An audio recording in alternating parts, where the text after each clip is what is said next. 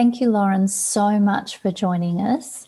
I want to share with everybody that Lauren's a therapist in San Francisco, and I came across her through her great podcast, This Is Not What I Ordered.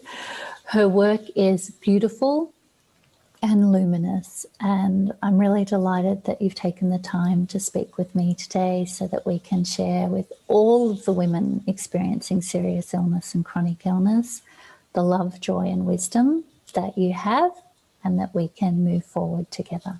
So welcome, Lauren. It's so lovely and amazing to meet you. And I remember the first time I laid eyes on your work and your website, I just felt this sigh of relief, like, she's on this earth doing what she's doing, and I'm so grateful. And just your way is so important. And I feel a lot of resonance with how you treat illness on a spiritual level. Oh, thank you so much. This is going to be, I'm really excited to have this discussion. So in order to just share with the audience, what condition are you living with and how is the diagnosis process for you? I live with relapsing remitting multiple sclerosis. I had to think of what the words were because there are different ways to talk about MS. And I know that if you go for a while without a relapse, you could just have, some people call it remitting multiple sclerosis, which is a much more attractive name to me. And I've been living with it for about 6 years. And so what does it mean, remitting or relapsing? Can you explain a little about what that is for us all? Sure. So relapsing is when symptoms or brain and spine lesions increase. And remission is when there's a dissipation of symptoms. And at least for me, the way that I define it is my level of ability, my level of feeling like, quote unquote, my old self. And that's really different for different people with MS because baseline ability can change over time. So there can be periods of relapse, periods of remission. Some people move into a different diagnosis called progressive or secondary progressive multiple sclerosis. It is a mysterious disease. We're not sure what causes it. We don't have a cure for it. We have different treatments, but it is unpredictable to some extent. And every person with MS has different experiences of symptoms because the different places where the lesions show up on the brain and the spine could impact a whole other part of the body. So while some people have numbness, some never do. Some people have brain fog, some never do. There's so many different ways that it shows up. And what was your process or experience up to diagnosis? I woke up one morning with a really significant symptom that was bizarre to me. I found that when I put my feet on the ground, one could feel the cool of the floor and the other felt warm. And I thought my foot had fallen asleep. And I've actually since found other people with almost the exact same story and got so excited because I was like, oh my gosh, I'm not the only one who had this first symptom. And so what I thought was this fallen asleep foot never woke back up, at least not for that day, not for that week. And even months went by and the numbness increased, shifted to my other foot, went up my leg into my mid-torso. And we couldn't figure out at first what it was. I went to a neurologist who did not specialize in multiple sclerosis at first. And she told me that I had a stress condition. A lot of women hear, we hear that, certainly stress can impact our bodies, but a lot of us hear this story of maybe it is not something medical. Maybe it's this, you just have stress showing up. And something deeper in me said, this can't be, I'm not that stressed out. This can't be that. And I started scheduling with all these other types of practitioners. And it wasn't until I was lying on the table in an acupuncturist's office who was giving me incredible personal attention. And she noticed that I didn't feel any sensation when she was putting the needles in certain parts of my back. And she thought it was really weird because I'm pretty sensitive. So sometimes I say, ouch, on the side of my back where I did have sensation, and on the other side, nothing.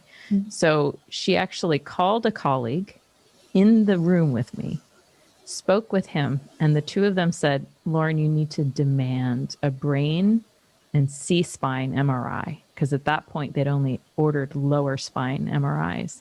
And the C-spine is where most lesions show up for multiple sclerosis, and the brain. And so once those MRIs were ordered by my primary care doctor, we discovered all these lesions. And and thank goodness, because it was many months of not having a diagnosis and not having any treatment. And I know for some people it's years before they get answers, if they ever do get answers. What this really reminds me is this thematic conversation about Western medicine and Eastern and alternative medicine. And one of the things that I'm really interested in is when we don't have a diagnosis or things feel difficult with medication, etc., we naturally go to think about alternative medicine. And sometimes that journey can work, and sometimes that can actually get super complex for people. So I'm really curious about, how did you work out or make some discernment about who to go see, and what were some of the things that you were like, okay, that does not work for me? You know, most of my gut feelings about that does not work for me came from Western medicine. I had already been seeing an acupuncturist, and so it was someone that I trusted. And I'd gone to like an eye doctor because I had a vision spot that had shown up as part of my symptoms, and couldn't find anything there.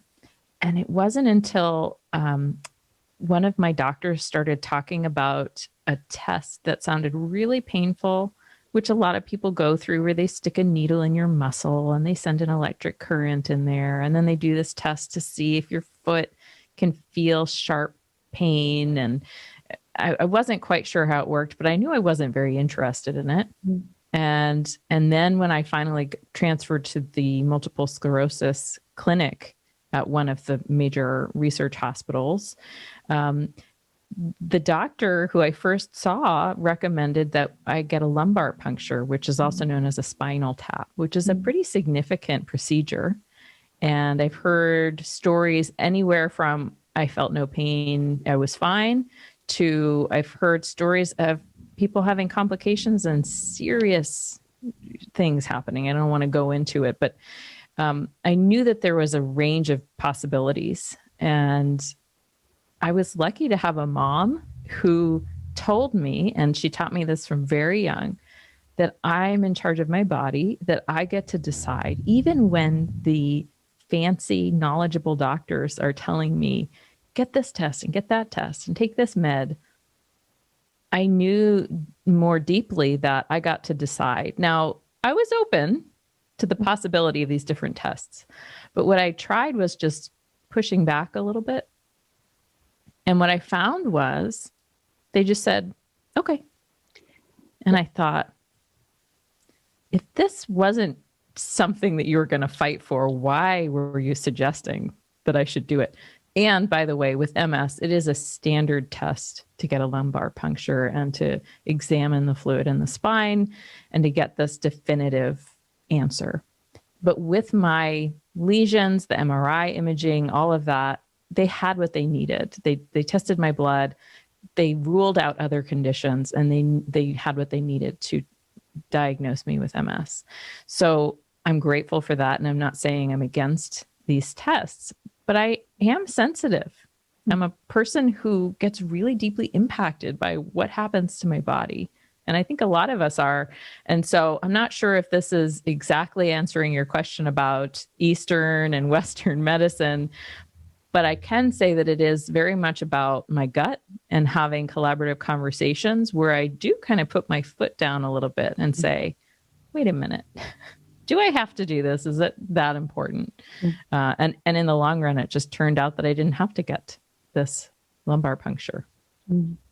It's super interesting because I call them badass boundaries. And if you don't have them when you get diagnosed or in your symptoms, you will get them. Like, that's what illness will bring to you. It will bring you boundaries. So true. I love that.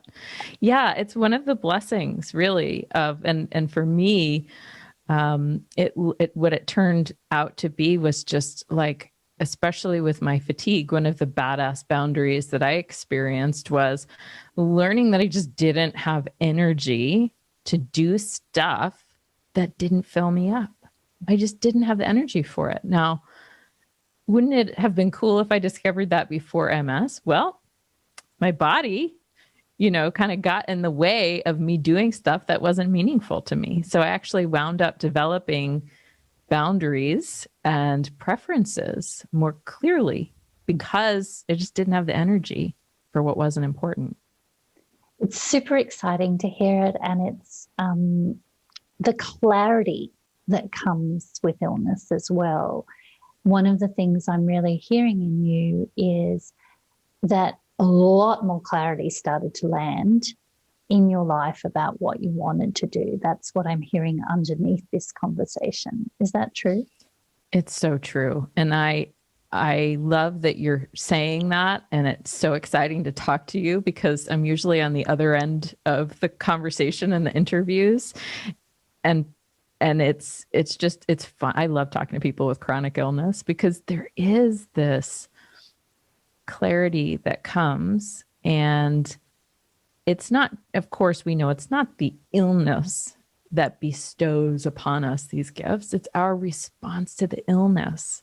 It's our engagement. It's like we're, to put it in a pretty metaphor, we're dancing with life. We're dancing with a circumstance that we did not invite into our lives. But there is clarity that comes when we only have the bandwidth for so much. We don't have endless energy and time and emotional bandwidth to spend on things. And so the clarity that shows up is like, oh, I guess I want to slow down in my life. Or, oh, I don't like having shallow conversations with people. It's just not fun for me. Or I want to be outdoors more. And I didn't realize that because I was giving my energy to stuff without really paying attention to what I wanted and needed. Yeah, I think that the process of refining with your body what works for you and your body and emotionally, it can be an intense journey. Like, it's not like this is without pain or without suffering, but the pain and the suffering can be utilized to make decisions and choices about. What were some of the big decisions, if any, you made in your career or in your relationships, or simply as you're talking about where you want to spend your time? Over the course of, just being a human and being a human with illness, there were some quick decisions that I made. Like, I remember walking into the office of my then supervisor in the organization that I worked in during the day, because I also worked at night at a counseling clinic. And I said, I had this high, definitely the highest organizational position I'd ever had. And it was a temporary position because the person before me had left and I was sort of the interim. And I walked into his office and I said, I don't want to do this long term, because there was a question about whether or not I'd want this position for myself. And I just knew I didn't. And so I just walked into his office. I mean, it was, we had a meeting planned, but I brought some clarity with me into that meeting. And it was actually really helpful for him too, because then he got to move forward with the process of a search. And I got to feel the relief of knowing I didn't have to deal with this new diagnosis while planning out a career as, having two jobs and a huge responsibility at work. And so I got to let go eventually of the entire first job because I was training to be a therapist and was finally working with clients. And so one day I actually said, I'm ready to just work with clients in my therapy practice. And oh my goodness, that was a dream that I had had for many years at that point, for 5 years. And so it was really exciting to just give myself the peace of having a flexible work schedule. I got to choose my hours. I could choose when I would nap. And eventually realize that working with clients online was really effective, even though at first I was like, is it going to be as good of a connection therapeutically? But I found that when I shifted to working online, this was another kind of piece of clarity that came was, oh my goodness, there's still deep connection that's possible. I don't have to travel and use my spoons of energy for traveling and schedule in more naps during my clinical days. I can nap at home in between, and I didn't need as many more naps because I wasn't traveling. And my clients really appreciated it. They'd introduce me to their cats and dogs and show me their room or show me their porch or whatever. And we'd have these really intimate therapy sessions. And that's what enabled me to start being location independent, which I think anyone with chronic illness understands. When we have to rally our bodies to be in a particular place, it puts a lot of pressure on work-wise, because that's how we're making money. So being able to work from wherever my laptop is has been a huge transition for me. So when I look back at like having 2 jobs where I had to be in person all the time, and now I don't have to be anywhere in particular. It's incredible, the shift. Yeah, I think that's while the rest of the world's catching up. I worked from home. I worked part-time in an office for a long period of time, but I ended up having to work from home just medically because it wasn't possible to structure myself up and then hop on a tram or hop in a cab and go to work. And I found in that process, there's the difficulty of the conversations with colleagues. So in your transition to full-time therapy, did you experience talking to colleagues, and how did you manage those conversations about what you did and didn't share? It is tricky. And I think I noticed that I felt differently about different people and in different organizations. So like there was my day job, and then there was my clinical job. And I really had to check in with, how much do I want people to know and why? Because as much as I believe in the destigmatizing of illness and actually the normalization of the fact that most people have some kind of health challenge, and it's not actually a big deal in terms of, saying that there's a problem or that it's abnormal. It's actually really common. So in some ways, I just feel it's fine, just tell people. But then in other ways, it's a personal decision, because even if we don't think that illness should be stigmatized, it doesn't mean that we necessarily want to be the advocate, or, like if you're already dealing with a whole bunch of symptoms or big medical decisions, you might not want to be having deep conversations with people about what your current situation is. So I chose a few people that I trusted, both in and outside of my 2 different jobs. And over time decided, I think it was 2+ years into living with MS, that I was ready to talk to my clients about it. Now, I didn't give them speeches or anything, but I started just mentioning it when it came up, if people had questions or if I could relate to something. And I noticed that it actually increased the intimacy. And I think it helped people to feel more normal, because plenty of people have stuff happen with their bodies, whether it's short-term or long-term. And I think there are also different kinds of conversations people, like colleagues especially, would have around being not in person for the therapy sessions. And so I think really it was just looking at therapy as traditionally done in a room. Yeah. And being willing to say, yes, it is traditionally done in a room and it's not the only way. And to maybe feel a little bit alone or unusual in my approach. But as we can see, fast forward to now, we're all online. We're all quite used to it. I think this is really important because one of the things about the experience of illness is you do often need mental health support because it's a load emotionally and it's also a load cognitively to work it out.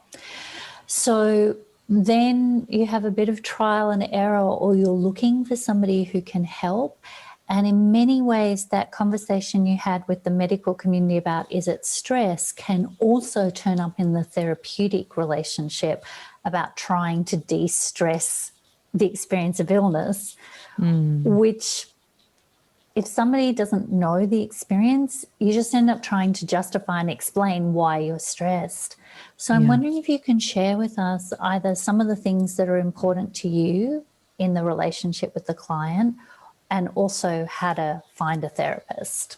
I think that's a really good point about there can be for folks who don't quite understand illness from the inside and from their personal experience, or if they don't have someone close to them who lives with a chronic condition, there can be all kinds of assumptions. And I think it is important to make the distinction between minimizing someone's experience and kind of just chalking it up to a perception issue or a spiritual deficiency, which we know that's not what illness is. It's a biological reality. And there's science there.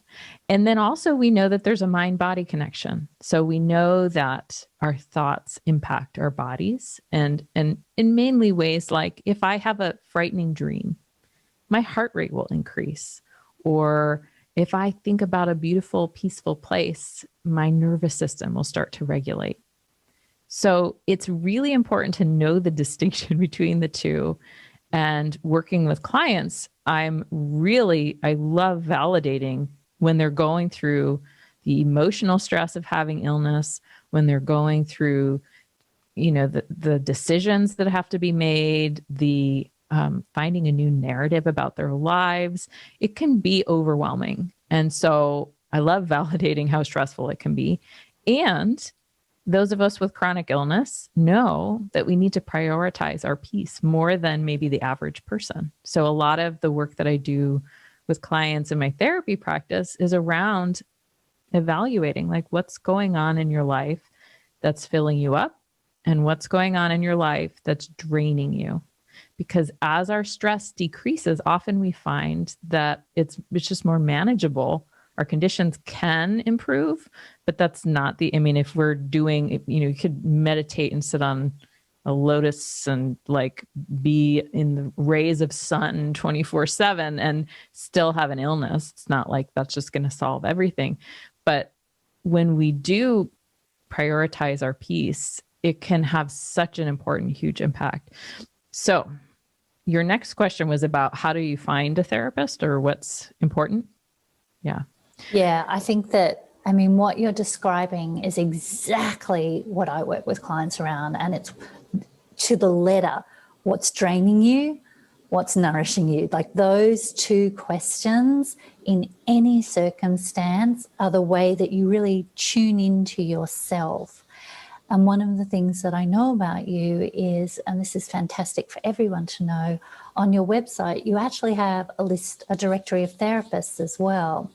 And I'm wondering, if you will share with us, what are your tips for finding a therapist and what do you think is important? My first tip is to almost treat therapy like you're dating. And what I mean by that is not that it's a romantic relationship, but more that when you date someone, you're finding out if you want to spend more time with them.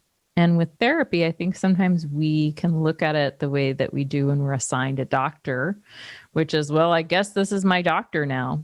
And I actually believe in doing this with the medical team as well, as if you don't like a doctor, if you can switch, go for it.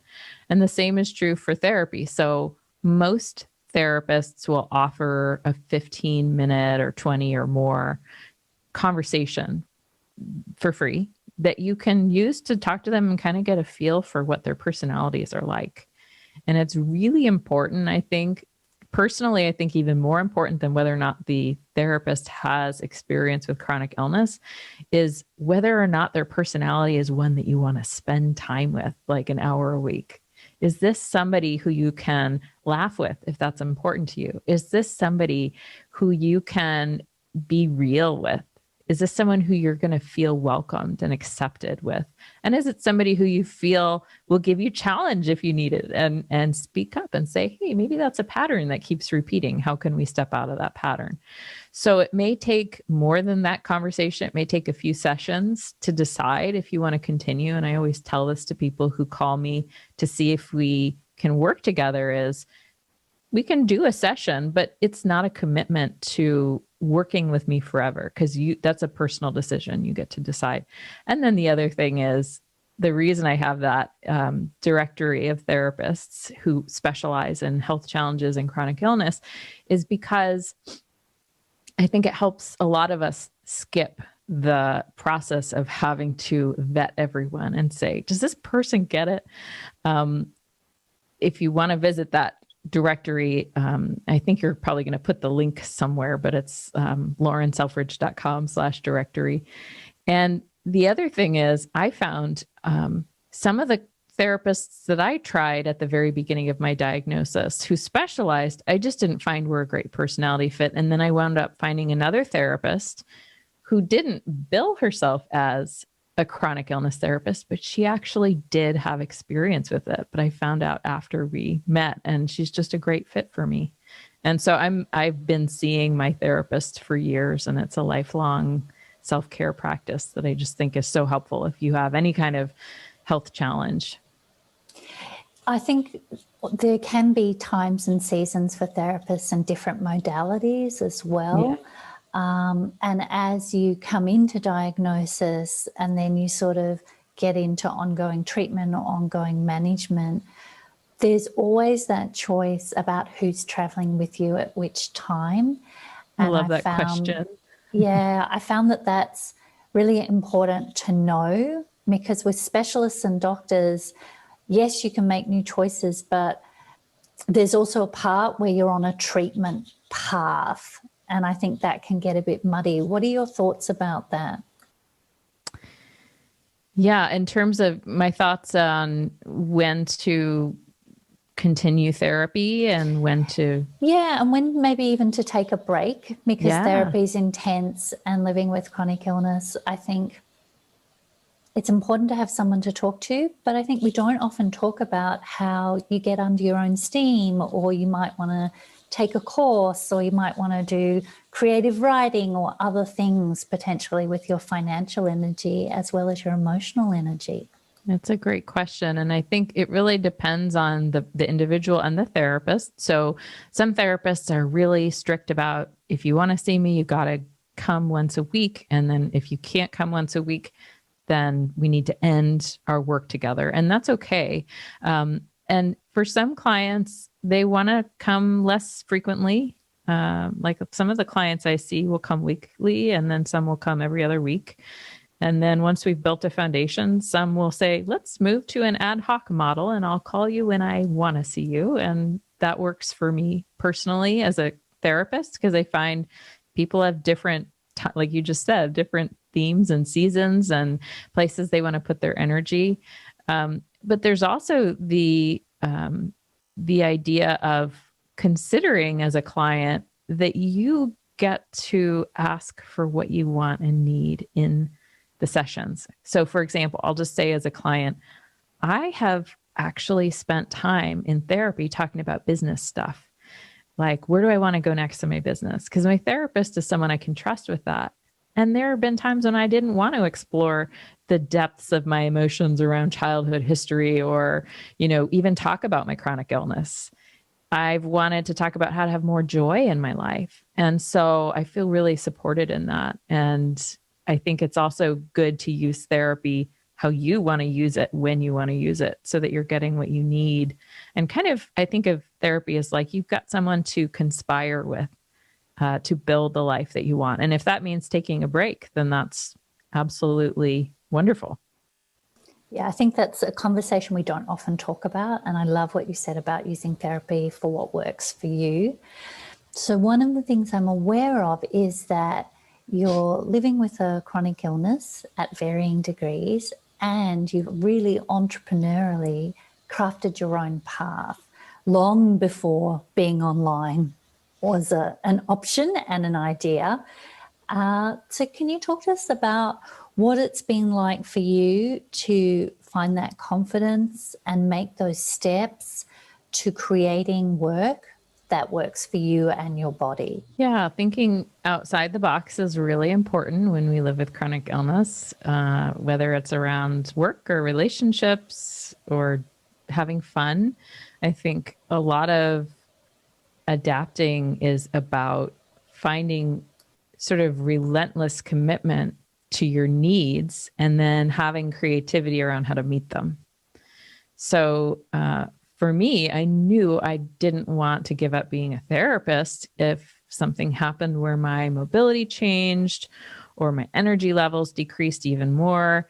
And I wanted to find a way to feel really solid about being able to offer therapy no matter what. And so with, moving to online, that really has given me a lot of freedom to feel like my body's not going to get in the way of, and when I say my body, what I mean is the circumstances of my body aren't going to get in the way of getting to an office if I need to.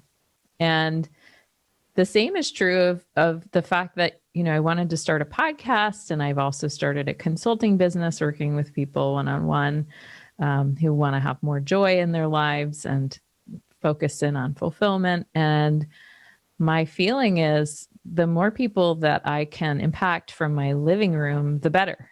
And so the podcast was another example of wanting to have meaningful conversations, because I much prefer to do things in connection versus alone. I just work better. I'm more generative in relationship. And so I said, I want to do something that's going to fill me up, that will impact the world positively outside of just offering therapy. And I knew that the most fun way for me to do that would be in conversation. So I started the podcast, This Is Not What I Ordered, to focus on people's journeys, kind of like what you're doing, and understanding how our relationships with ourselves can deepen and transform through the process of living with a health challenge. So really, it's been about focusing on what I like and what fills me up, and also making it portable and something that I can do from home. And what about the courage to go out and trust yourself to create something? Like, did you go get business help support, or how did you make it safe enough to give it a go? Yeah, it was a combination of finding examples of others who had done something inspiring like that before, and also hiring business consultants to help me understand what direction I was going in and to know what steps needed to be taken to make it happen. And also surrounding myself with people who believed in me really helped. And that doesn't mean everybody in my life has to be behind a certain idea. It's really just having a few people, whether they're mentors or friends or your therapist or a family member, who are people who are cheering you on. And the other piece to that was there was only so much safety I could feel, because at the end of the day, it's a risk to have anything go public. People are going to have opinions about it. Some people are going to love it. Some people are going to hate it, everywhere in between. And so one of my fears was that, people would just think I was ridiculous and make fun of me for telling my story. And I decided that my courageous response to that stressful thought was, well, if they didn't like that episode, then they're really going to have a lot to work with, because I'm going to keep putting more out and just let them enjoy making fun of me. And it was my way of making myself bigger than that kind of circumstance and saying, I'm as expansive and multifaceted as all the stars in the sky. And there's nothing that could take away from that, even if only one person likes my podcast and a million hate it. That's okay. I'm doing this because I have it to give. I'm not doing it because I need to have a particular impact on every single person, but sort of relinquishing other people's opinions enough to just speak truthfully was really important. And I make mistakes all the time, and I say weird stuff, and I make jokes that aren't funny sometimes. And, it's part of being awkward and human. And if we let that stand in our way from sharing our gifts with the world, then people don't get to benefit from knowing us. I think this is so important because when you're living with chronic illness, particularly in those times where you can't get out of bed or you can barely find the energy, there can be this thought and sense of there's nothing left, it's over, I've got nothing to give. And the people around you can try and be helpful in a way that makes you feel more infantilized or try and tell you what to do. And what you're talking about is finding that path towards doing what's in your heart, even if it's one small step, but that will bring you energy and joy. And you don't need to sit in the dark simply because you're whacked on one day.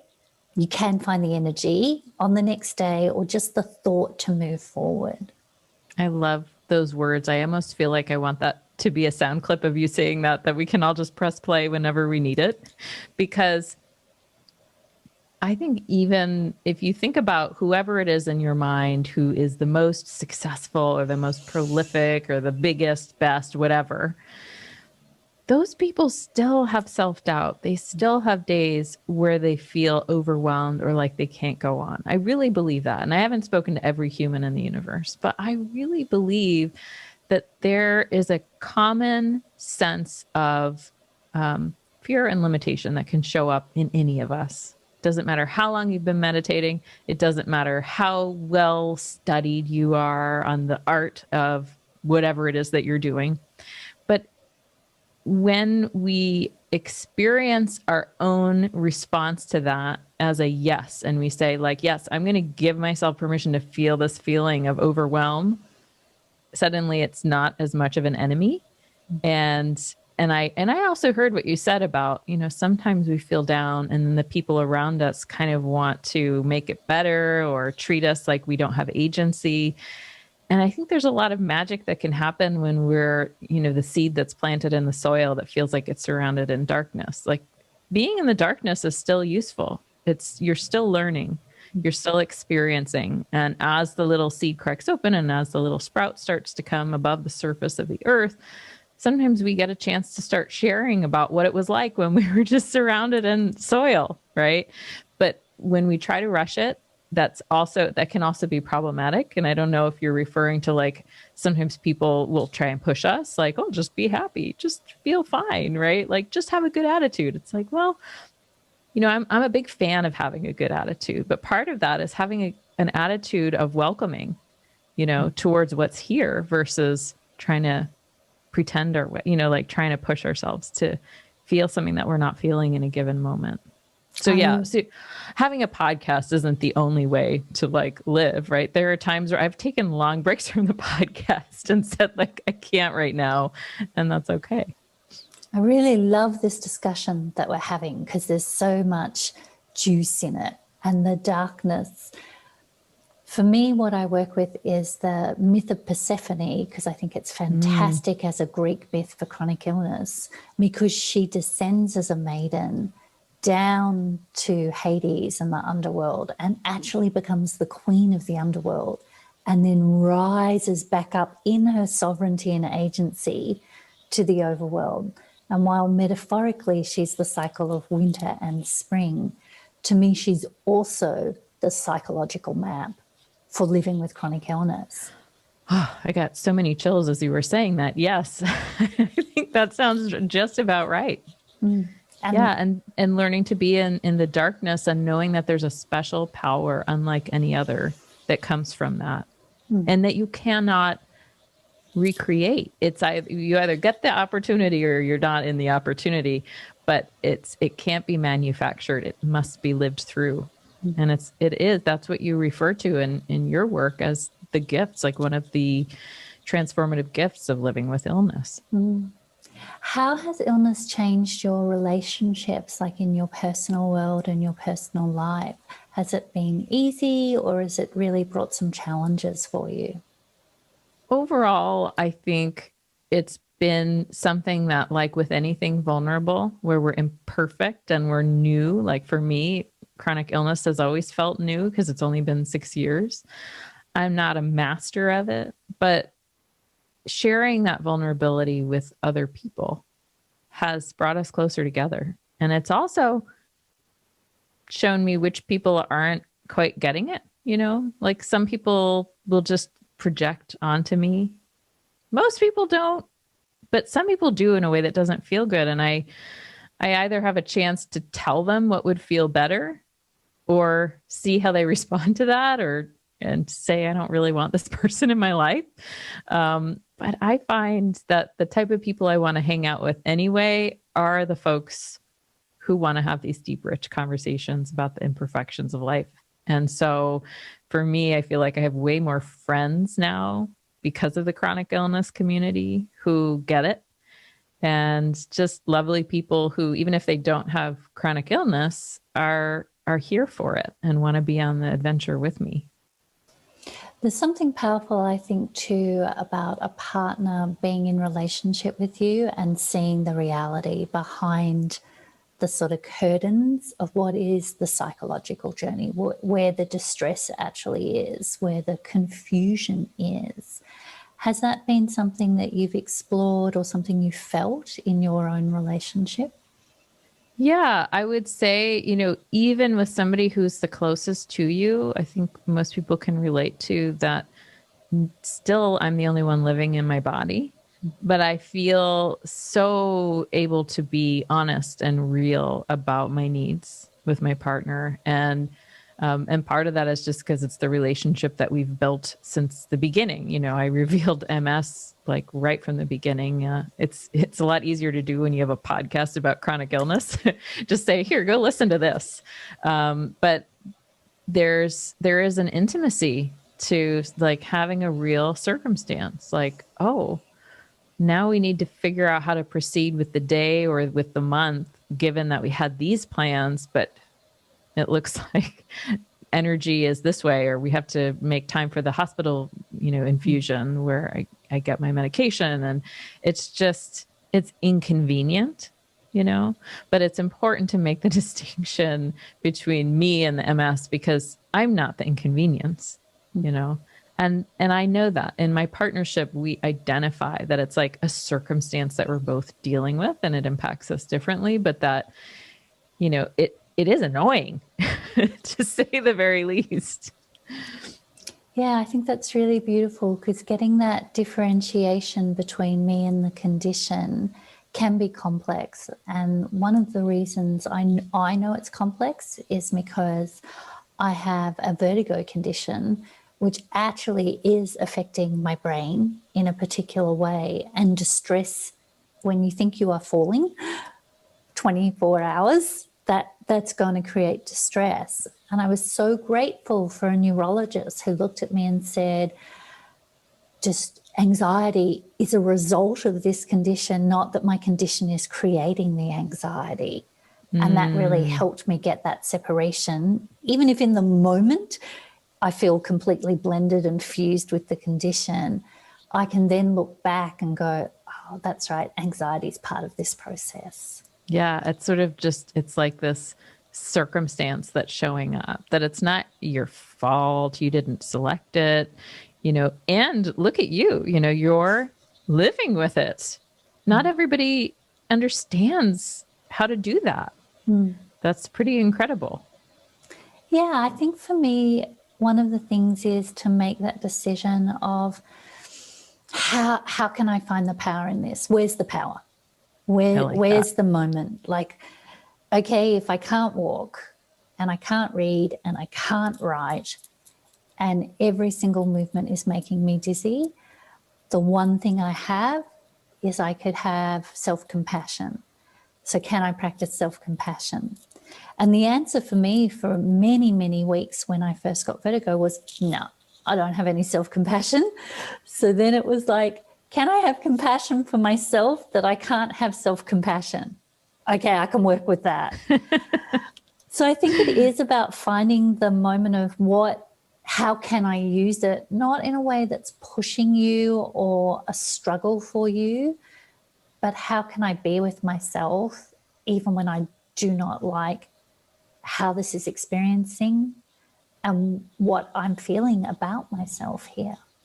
And that's so real. And I think sometimes in my hardest symptom moments, I think about things that people like you and people like me, anybody with a health challenge has experienced, or it's like when you're in the midst of the hardest symptoms, you can be the most creative and spiritual and whatever person, right? Like you can have meditated for a long time, but in those moments, it's just an experience happening. It can feel so immersive. It can feel bigger than us. It can feel like just getting through each moment is an accomplishment.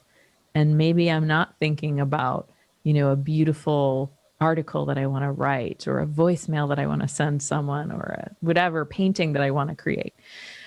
But what you just described of like, how can I just be in this moment the way that I best know how, and to just be in it. And then to even, if you can muster up the self-compassion, and then if you can't, like you said, what if I can just normalize the fact that I don't have the bandwidth for self-compassion? Well, that is self-compassion, right? And it's just like, well, of course I don't have self-compassion. And it can look really funny and really gruff, but it's just, like I'm getting through this moment the best way that I know how. And when I'm in those, I think about people like you and people like me who are in that moment either right now and we're sharing it together, or who have experienced it and shared that with me before. And I don't feel as alone, even though I'm the only one in the body that's going through it.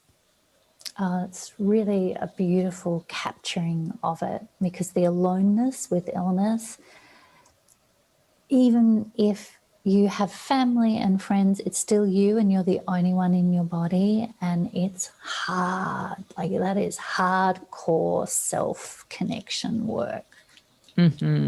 Yeah, it's so true. That's a great way to put it. Hardcore self-connection work.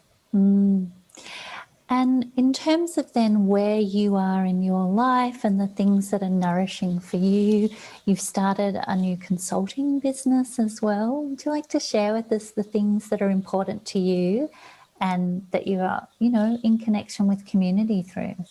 Yeah. So I think whether you have chronic illness or not, living on this earth, in my opinion, is about finding the life that you want for yourself and for the people that you love and the activities that you love, and that evolves and changes over time. And then when you have a chronic illness, I think it sort of presses fast forward on identifying what's truly meaningful and what fulfillment really means.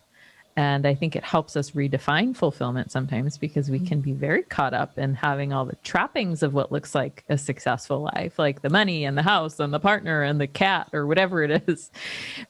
But even the most wealthy people have told stories of, like, I think of Tom Shadyac, he worked on some of the Ace Ventura films, and he was like a producer, I believe. And he created the film I Am because he got the mansion and realized how very alone he felt when he was there, and wanted to just travel and interview people about, like, I haven't watched the film in a while. It's an excellent film, but basically I think he just talked about, like, what are we doing here? What is the point, right? He sold all his stuff and, like, got a little camper van and just traveled and connected with people. And it was the opposite of aloneness, but it was also the opposite of his previous definition of what his life should look like. So I think one of the gifts of chronic illness for me has been really prioritizing fulfillment in my life, authentic fulfillment for me, which evolves over time, what my definition is. And then I love helping people find that for themselves, whether they have illness or not. I just really enjoy sitting with people and helping them connect with their intuition and identify what's next for them. because we can have goals that we reach and then realize that we want a new goal. Like, what's the next mountaintop? We can have a period where we realize, oh, I've been unconsciously moving towards goals that aren't even mine. And then we pause and say, what are the goals that I want for myself? And so I created something called a Creative Vision Retreat. And it's this online, like a virtual one-on-one retreat where I use creative visualization to help people tap into the little quiet voice that wants to be spoken around what's next. And it's so interesting how it's often stuff that we didn't imagine would show up and might not even feel like it makes sense at first or fits into this big picture. But even little things like I want to get a dog and spend time with a dog more. These aren't things that we're taught we should feel ambition towards, right? But that's maybe what you want. Maybe that's what's meaningful to you. And like for me in my personal life right now, I'm realizing laughter is sort of one of the main points of living, like joy and humor. And I love comedians and I love listening to funny podcasts. And so I just signed up for an improv comedy class as a beginner. And there is no goal other than to just learn how to be a good comedic teammate with other people. There's no goal other than to just like enjoy it, be a beginner and learn. And I don't know what will unfold from there. And that's part of what's exciting about it. But that's why I started the consulting business, is to help people identify, like, what are the little joys in your life right now? What do you want more of in your daily living? And what are you moving towards? And I'm doing that alongside people. I'm identifying the different little rituals and routines and adventures that fill me up. And we're just learning together. I think the word ritual really strikes me as well, and finding those things in your life that you can create the routine or the marker for your own well-being. And for me in the morning, it's like just taking the moment before any other engagement to scan my body and also to journal what's in my system before checking the phone, before working with other people, so that we're connected to ourselves, because we can spend a lot of the day not being connected to ourselves. That's so true. And we have these delightful distractions in our phones and our computers and the sound waves, like there's just so much to stimulate us, which is wonderful and can especially be helpful in the midst of challenging times. And what you just described of that peace in the morning, when you give yourself the space before the distractions of the day set in to tune into who you are. I personally find, and I am a morning person, that it changes my whole day. On days when I really carve out, even if it's 20 minutes, to just sit with a cup of tea and just look out the window and notice that birds are flying and they don't even know that I exist, and I'm not very significant to those birds. And just seeing myself in the midst of a universe and just like feeling what I'm feeling, crying if I feel like crying or laughing. And when I do that in the morning, it changes how I relate to myself for the rest of the day. Yeah, it's beautiful. I really want to thank you for sharing everything with us. This conversation was so rich. So we'll make sure in the show notes that there's all the connections to Lauren's podcast, her website, and her creative retreat so that you can connect with her.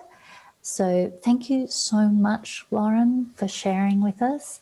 And I really, really appreciate all the joy, love, and wisdom that you brought to our conversation. Thank you, Michelle. It was really nice to spend this time with you. And I'm glad that I get to be part of this bigger, wonderful project that you're creating. Okay, thank you.